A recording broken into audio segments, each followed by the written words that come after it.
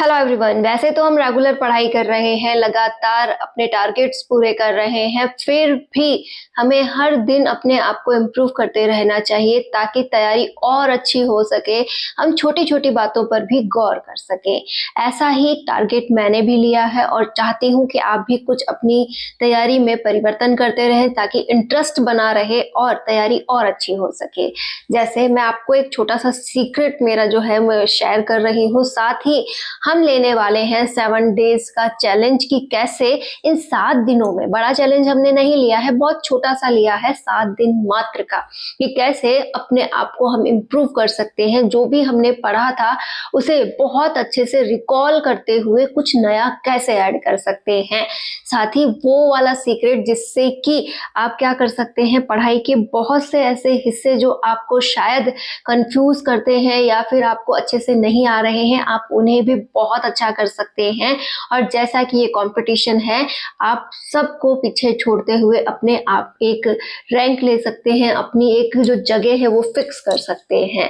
तो ये सभी बिंदु हम जानेंगे, समझेंगे और अपनी तैयारी को हम अच्छा करेंगे। फिलहाल एक इम्पॉर्टेंट जानकारी मैं आपके साथ शेयर कर दूं कि टेक्स्ट बुक जो है वहां चल रही है रंग बरसे सेल, और यहाँ पर आप इसका फायदा ले सकते हैं 3 से 4 मार्च के बीच की। यदि आपको प्रैक्टिस के लिए टेस्ट सीरीज लेनी है तो आप टेक्स्ट बुक की टेस्ट सीरीज ले सकते हैं, क्योंकि yearly text book pass pro मात्र 349 रुपए में मिल रहा है और एक्स्ट्रा 12% डिस्काउंट के लिए आप यूज कर सकते हैं SMM कोड। और ये वाला जो भी आपको मैंने अभी डिटेल दिया है कि आप टेस्ट सीरीज इस प्रकार से ले सकते हैं, तो इसका लिंक जो है मैंने डिस्क्रिप्शन में डाल दिया है, आप वहां से इसे परचेज कर सकते हैं। फिलहाल आप जरूर सुनिश्चित कर लीजिएगा कि आपकी टेस्ट सीरीज कौन सी है, कैसे आपको लेनी है और कैसे आपको पे वगैरह करने हैं। हमें प्रैक्टिस करना जरूरी है, वो आप जरूर सुनिश्चित कर लें कि हाँ, मुझे कहाँ से और किस प्रकार से प्रैक्टिस करनी है। अब हम बात करेंगे कि कैसे अपने आप को हम चैलेंज दें और कैसे 7 डेज में अपनी तैयारी को इम्प्रूव करें। कि ये तो हम जान गए कि दिन बहुत कम है, हर एक दिन को प्रोडक्टिव बनाना है कि जो जितना भी अच्छा आउटपुट हमें मिले उतना ही कम है। तो 7 डेज का ये जो चैलेंज है, मैं मेरी स्ट्रेटजी आपके सामने रख दूं कि मैंने दोनों पेपर्स का सिलेबस एक बार कर लिया है और अब प्रॉपरली मेरा रिवीजन चल रहा है। यदि आपका भी रिवीजन चल रहा है तो भी आप इसे फॉलो कर सकते हैं। साथ ही यदि आपका सिलेबस आप कंप्लीट कर रहे हैं तो भी आप इसे कंप्लीट कर सकते हैं। कैसे कि आपको 7 दिन का टारगेट फिक्स करना है कि आप अपनी एक नोटबुक लें, उसमें 7 डेज का जो भी आपका टारगेट है उसे लिख दें, जैसे यहाँ मैंने भी उसे मेंशन किया है। आपको करना ये है कि 7 डेज में डाल दिए 7 डेज, अब आपको 2 दिन एक तरफ करते हुए 5 दिन की टारगेट फिक्स करने हैं। मैंने इन 5 दिनों में अपने सेकंड पेपर को, यानी कि जो आपका सब्जेक्ट है उसको लिया है कि 5 दिन मैं मात्र अपने सब्जेक्ट को टाइम दूंगी और जो फर्स्ट पेपर है जितना मैंने उसमें कर लिया है उसे केवल रिवाइजेशन में टाइम दूंगी कि हाँ, ये वाली सब्जेक्ट को मैंने चुना है। जैसे कि मैं आपको बता दूं कि मैंने कौन सा सब्जेक्ट चुना है, मैंने चुना है पॉलिटी को, कि पॉलिटी में मैंने जितना भी पढ़ा है उसे मैं इन 5 दिनों में रिवाइज करने वाली हूँ। जितना अच्छा रिवाइज कर सकूं, जितने पॉइंट्स में उसमें और अच्छे से ऐड कर सकूं, वो सभी करते हुए मैं मात्र 5 दिन पॉलिटी ही करने वाली हूँ, वो भी मात्र रिवाइजेशन। और सेकंड पेपर की बात करें तो सिलेबस तो उसका भी हो गया है, लेकिन ऐसा होता है ना कि हमें फिर से एक बार उन टॉपिक्स को बारीकी के साथ देखना चाहिए। तो मैं सेकंड पेपर की 11th-12th फिर से अच्छे से सॉल्व करने वाली हूँ, इसलिए मैंने पूरा समय यहाँ पर सेकंड पेपर के लिए रखा है कि 5 दिन 11th-12th के लिए रहने वाले हैं। अब आप कहेंगे कि मैम 2 दिन स्पेशल हम क्या करेंगे, तो 2 दिन में मैं आपको बता दूं कि मैं केवल और केवल उनसे रिलेटेड प्रैक्टिस का रखने वाली हूं कि टॉपिक फिर से रिवाइज करो और प्रैक्टिस करो, टॉपिक रिवाइज करो और प्रैक्टिस करो। प्रैक्टिस के लिए आप अपने खुद का भी देख सकते हैं कि जो भी इंपॉर्टेंट पॉइंट्स थे उनके आपको जवाब खुद देने हैं, या फिर आप उनसे रिलेटेड मॉडल टेस्ट पेपर आप ला सकते हैं, या फिर पुराने PYQs में जितने भी उनके क्वेश्चंस थे आप उन्हें सॉल्व करके देख सकते हैं। मैं अपनी बात रखूं तो मेरे पास पुराने PYQs हैं जो कि आप मान सकते हैं कि फर्स्ट ग्रेड के तो है ही, साथ ही साथ अदर ग्रेड्स के भी मैंने ले रखे हैं। तो जितने भी क्वेश्चंस मुझे वहां से मिलेंगे मैं उन्हें सॉल्व करूंगी। साथ में दिशा 2020 मेरे पास है, मैं उससे भी उसे सॉल्व करूंगी। और जो भी आपने मॉडल टेस्ट पेपर वगैरह और भी लिए हैं, आप उनसे सॉल्व कर सकते हैं। देखिए, एक पॉइंट और हम यहाँ पर ये ध्यान में रखेंगे कि जो हमारे टारगेट्स बन रहे हैं उन्हें हमें इस प्रकार से लेना है कि नेक्स्ट डे उसका एग्जाम हो सके। यही एक सीक्रेट वाला फॉर्मूला हम यहाँ पर अप्लाई करेंगे कि आज जैसे मैंने सेकंड पेपर का 11th का पोर्शन स्टार्ट किया है, तो 11th क्लास का जो भी मेरा रहेगा, मैं ये मानकर चलूं कि 11th क्लास का ये सब्जेक्ट है और इसका एग्जाम मुझे कल देना है। तो अब आप में कितनी हड़बड़ रहती है जब एक एग्जाम होता है, आप सब कुछ छोड़ छाड़ के किस पे ध्यान देते हैं? पढ़ाई पे ध्यान देते हैं। कि आप एक बार सोच कर देखिए, जब आपके बोर्ड एग्जाम्स वगैरह होते थे या नॉर्मली एग्जाम होते थे, तो आप क्या करते थे कि हाँ भाई, कल हिंदी का पेपर है, कल साइंस का पेपर है, तो मुझे आज पूरी रात जगते हुए, या फिर मैं कहूँ कि पूरा ध्यान, पूरा फोकस कहाँ ले आते थे आप लोग? एग्जाम पर। तो बस वही माइंड में अपने को सेट करना है कि मुझे एग्जाम देनी है, कल इसकी एग्जाम है। मान लीजिए आपका कल का साइंस का पेपर है, ठीक है, तो आज आपका शेड्यूल क्या रहेगा कि आप जैसे भी फ्री होते हैं फटाफट अपनी बुक्स की ओर भागेंगे, उन टॉपिक्स को देखते रहेंगे, समझते रहेंगे। आप खाना खाते हुए भी उसे देखेंगे, जब भी आप घूम रहे फिर रहे तो भी आपके माइंड में ये रहेगा कि एग्जाम है, मुझे ये टॉपिक पढ़ना है, ऐसे करना है, वो करना है। सोते हुए भी आपको नींद में भी बेचैनी रहेगी, अच्छे से नींद नहीं आएगी। मतलब ओवरऑल आपका सारा ध्यान कहाँ गया है? पढ़ाई पे। बस उसी ध्यान की हमें जरूरत है। तो आप अपने आप को थोड़ा सा पागल बना सकते हैं कि हाँ भाई, तेरा एग्जाम है। अपने आप को ये फील तो करवा के देखिए कि कल एग्जाम होने वाला है, इतने जो टॉपिक्स हैं उनका तो होकर रहेगा। अपने माइंड को बाउंड कर दीजिए कि हाँ, मेरा पेपर है, ये 10 टॉपिक्स जो है इनका मुझे एग्जाम देना ही है, तो कैसे मैं इन्हें बेस्ट करूं। तो आप जितना भी समय निकालेंगी ना, उसी समय में उन 10 टॉपिक्स को कंप्लीट करने की पूरी कोशिश करेंगी, और ये कोशिश ही आपको एक सही दिशा में ले जाएगी। क्योंकि कई बार हम दबाव के साथ वो काम कर सकते हैं जो हम ऐसे नहीं कर सकते।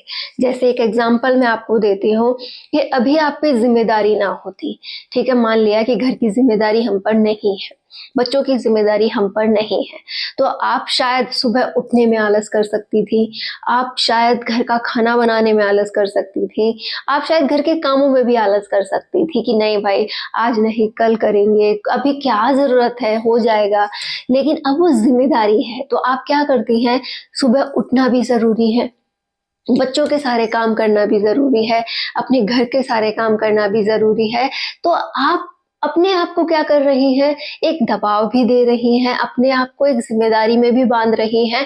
तो कुछ ऐसा ही आपको यहाँ करना होगा कि कुछ नेगेटिव में कुछ पॉजिटिव ढूंढना है, कि एक ऐसा प्रेशर आपको रखना है। देखो, ये खुशी वाला प्रेशर है, मैं कोई आपको ऐसे नहीं कह रही कि आप बिल्कुल टेंशन में आ जाएं, ऐसा वाला नहीं कह रही। आप अपने आप को, एक पोलाइट दबाव होता है ना कि हाँ, मुझे अपने आप को ही पुश करना है कि मुझे ये काम करना ही होगा, अदरवाइज मैं बहुत लेट हो जाऊंगी। लेट तो होना ही है, यदि आज भी हमने इस पे ध्यान नहीं दिया तो हम प्रॉपरली लेट हो जाएंगे। तो अगर आपकी तैयारी भी ढीली चल रही है, आप बिल्कुल भी अच्छे से फोकस नहीं कर पा रहे हैं, आपको लगता है कि सिलेबस कैसे होगा, या फिर ये रिवीजन प्रॉपर कब होगा, प्रैक्टिस कब होगी, तो ये सभी बातें अगर आपके माइंड में हैं, तो आपको ये भी करना है कि जल्द से जल्द मेरा काम हो जाए। तो जल्द से जल्द करने का इससे बड़ा साधन कुछ और नहीं हो सकता, क्योंकि एग्जाम के दिनों में हम वो काम भी कर लेते हैं जो हम नॉर्मल डेज में नहीं करते। आपने एग्जाम के दिनों में कितने कितने घंटे पढ़ाई की हुई है, कैसे कैसे आप तरीके अपनाते थे, लेट कर पढ़ रहे हैं, बैठ के पढ़ रहे हैं, घूम कर पढ़ रहे हैं, लेकिन पढ़ रहे हैं। होता था ना ऐसा? तो बस वही फीलिंग अब लानी है कि इन 7 दिनों में मेरे क्या है? एग्जाम है, पर डे एग्जाम है, मुझे आज जो मैं पढ़ूं उसका पूरा कंप्लीट निचोड़ निकालना है, कल एग्जाम देना है। फिर आप नेक्स्ट डे भी यही सोचिए कि हाँ, कल का पेपर अच्छा गया, क्योंकि जितना आप पढ़ोगे उतनी ही पॉजिटिव फीलिंग रात को आएगी कि हाँ, अब आप सोने जा रहे हैं, ठीक है। और अगर आपका दिन पूरा प्रोडक्टिव गया है, आपने बहुत अच्छी तैयारी की है, जितना सोच कर चले थे वो सारे टारगेट्स कंप्लीट कंप्लीट है तो नींद लेते वक्त आपको एक सुकून का एहसास होगा और लगेगा अभी तो और पढ़ना चाहिए। जबकि अगर पूरा दिन बिगड़ जाता है, जो टारगेट्स फिक्स किए थे वो पूरे नहीं होते हैं, कि कुछ भी नहीं हुआ और दिन ऐसे ही बीत गया, तो रात को सोते वक्त एक अलग ही फीलिंग रहती है, दुख सा फील होता है, अरे यार ऐसा क्यों किया, काश मैं पढ़ ली होती, काश मैंने ये काम कर लिया होता। तो वो वाली फीलिंग और जो एक हैप्पीनेस वाली फीलिंग होती है, उन दोनों में फर्क है। यहाँ पर जो हैप्पीनेस वाली फीलिंग अगर आपको चाहिए तो उसके लिए पूरे दिन आपको मेहनत करनी होगी। एक काम हम और करेंगे कि रात को सोने से पहले हम कल के टेस्ट की तैयारी करके सोएंगे कि हाँ कल मेरा किसका एग्जाम है या किसका टेस्ट है, वो बात आप डिसाइड करके सोएं। जैसे आज का आपने फिक्स किया है कि 11th क्लास की ये साइंस की बुक मैं कंप्लीट पढूं, ठीक है। इसके साथ ही आप नेक्स्ट डे का रख सकते हैं कि चलो ये वाले टॉपिक्स तो मैंने कल ले लिए थे 11th क्लास के, अब जो बचे हुए एग्जाम के लिए टॉपिक्स हैं वो मैं आज तैयार करूं।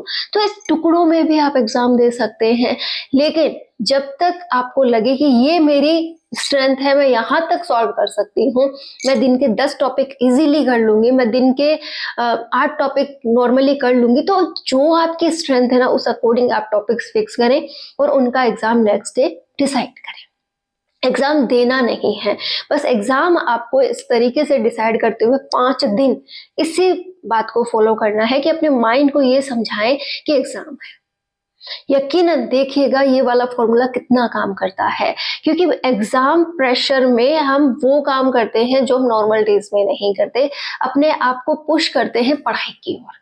अगर हम 5 दिन इस तरीके का रूटीन फॉलो कर लेंगे तो हम बहुत अच्छा नहीं कर लेंगे और पढ़ाई के प्रति जब हम देखेंगे कि इतना सब कुछ हो रहा है तो एक अलग ही खुशी का अनुभव होगा, मन में एक पॉजिटिविटी आएगी। नेक्स्ट जो आने वाले दिन हैं उनमें आपको लगेगा कि चलो उन दिनों में इतना हमने कर लिया था तो क्यों ना इस बात को फिर से अप्लाई किया जाए, और हम सिलेबस को भी बहुत अच्छे से कर लेंगे, साथ ही साथ हमारा रिवाइजेशन बहुत अच्छे से हो जाएगा। तो ये वाली बात हमेशा पक्ष में रहने वाली है और आपको बहुत कुछ दिलवाने वाली है। तो आज ही आप अप्लाई करें, आज ही आप इस बात को एक चार्ट फॉर्म में बना लें कि कैसे कैसे आपको इन 5 डेज को बिताना है। उसके बाद छठा और 7वां दिन जो हमने फिक्स किया है, उन दिनों में आपको इन्हीं टॉपिक्स को एक रिकॉलिंग देते हुए कि हाँ ये मैंने पढ़ा था, ठीक है। और प्रॉपरली रिकॉल जब आप इस तरीके से करोगे ना, मात्र आपको 1 घंटा 2 घंटा या 3 घंटे लगने वाले हैं, ठीक है। फिर उसके टेस्ट पे टेस्ट दीजिए, पूरा प्रैक्टिस में प्रैक्टिस कीजिए, कहाँ मिस्टेक हो रही है, कौन सा बिंदु छूटा है। प्रॉपर इन टॉपिक्स की एनालिसिस आप मान सकते हैं कि हम उन 2 दिनों में करेंगे कि हाँ जो हमने इन 5 दिनों में मेहनत की, जो एग्जाम हमने सोचा था उसका टेस्ट, मेन टेस्ट कब हम देने वाले हैं, उन 2 दिनों में देने वाले हैं। कि फिर से एक छोटी सी रिकॉलिंग और फिर जितना भी क्वेश्चन मिले, जहां से भी मिले, जिस भी एग्जाम का मिले, हम सॉल्व करेंगे और फिर देखते हैं कहाँ कमी है, कौन सा पैटर्न हमें नहीं आ रहा है, कहाँ छूट गया कि चलो इसका पढ़ा तो था फिर भी क्वेश्चन अटेंड नहीं हो रहा, क्या इसमें ऐड करें। तो ये छोटी छोटी बातें, इसके एनालिसिस हम उन 2 दिनों में करेंगे, प्रैक्टिस उन दिनों में ज्यादा हम करेंगे। अभी तो फिलहाल हम उन टॉपिक्स पे अपनी पकड़ बनाएंगे जो हम पढ़ना चाहते हैं।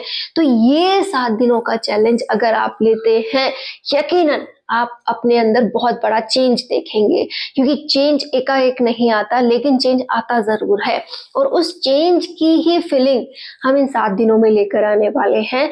चैलेंज छोटा है इसलिए एक्सेप्ट करना भी बहुत आसान होगा। 7 दिन कोई बड़ी बात नहीं है। आप सोचिए कि 7 दिन मैंने कुछ नहीं किया और मैं अपना समय जो है पूरी तरह से पढ़ाई पे दे रही हूँ। 7 दिन कोई फर्क नहीं पड़ेगा अगर घर के काम समय पर नहीं हुए, 7 दिन कोई फर्क नहीं पड़ेगा कि अगर आपने एक्स्ट्रा साफ सफाई नहीं की।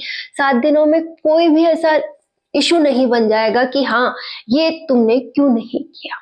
आप जितना कर सकते थे आप कर चुके हैं। होली की साफ सफाई आपने कर ली है, होली के सारे काम आपने कर लिए हैं, तो एकाएक तो घर में काम अब कम है।